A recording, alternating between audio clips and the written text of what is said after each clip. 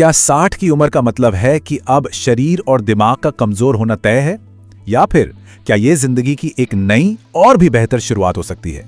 आज हम मिलकर कुछ ऐसे राज जानेंगे जो ये साबित करते हैं कि 60 के बाद भी जिंदगी को पूरी एनर्जी के साथ जिया जा सकता है। चलिए इन रहस्यों से पर्दा उठाते हैं। ये एक ऐसा सवाल है जो हम सबके मन में कभी ना कभी आता है ना? ऐसा क्यों होता है कि अचानक हम चाबियां कहीं रखकर भूल जाते हैं, या फिर जो सीढ़ियां पहले आसानी से चढ़ जाते थे अब वो पहाड़ जैसी लगने लगती हैं? देखिए, ये सिर्फ एक एहसास नहीं है, इसके पीछे कुछ पक्के वैज्ञानिक कारण हैं और उन्हें समझना बहुत जरूरी है।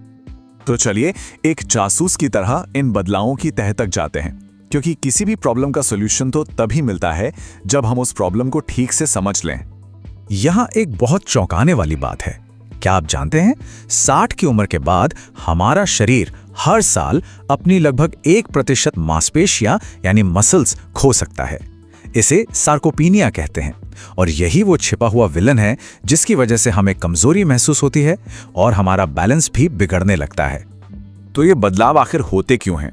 देखिए, हमारी मांसपेशियां और हड्डियां धीरे धीरे कमजोर होने लगती हैं। शरीर में जो खून का दौरा है वो थोड़ा धीमा पड़ जाता है, यहां तक कि हमारा दिमाग भी थोड़ा सा सिकुड़ सकता है। और इन सब के ऊपर हार्मोन्स में बदलाव और हमारी अपनी आदतें, जैसे कि हम कितनी नींद ले रहे हैं या कितना स्ट्रेस ले रहे हैं, ये सब मिलकर हमारी सेहत पर एक बड़ा असर डालते हैं। लेकिन यहां एक बहुत अच्छी खबर है, ये कोई वन वे स्ट्रीट नहीं है। हम इस पूरी प्रक्रिया को न सिर्फ धीमा कर सकते हैं, बल्कि काफी हद तक पलट भी सकते हैं। और इसका जो पहला और सबसे बड़ा राज है, वो शरीर की खोई हुई शक्ति को फिर से जगाने में छुपा है। और ये ताकत वापस पाने का फॉर्मूला इतना आसान है कि आप हैरान रह जाएंगे। बस रोजाना 30 मिनट की तेज चाल और हफ्ते में सिर्फ 3 दिन थोड़ी सी स्ट्रेंथ एक्सरसाइज। और इसके लिए जिम जाने की भी कोई जरूरत नहीं है।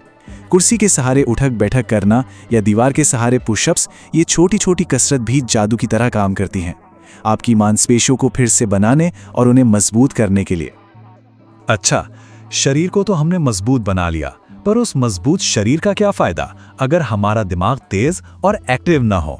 इसीलिए हमारा दूसरा राज है दिमाग को हमेशा जवान और शार्प बनाए रखना, क्योंकि असली सेहत तो शरीर और दिमाग के बैलेंस में ही है ना? हमारा दिमाग भी ना बिल्कुल एक मसल की तरह है।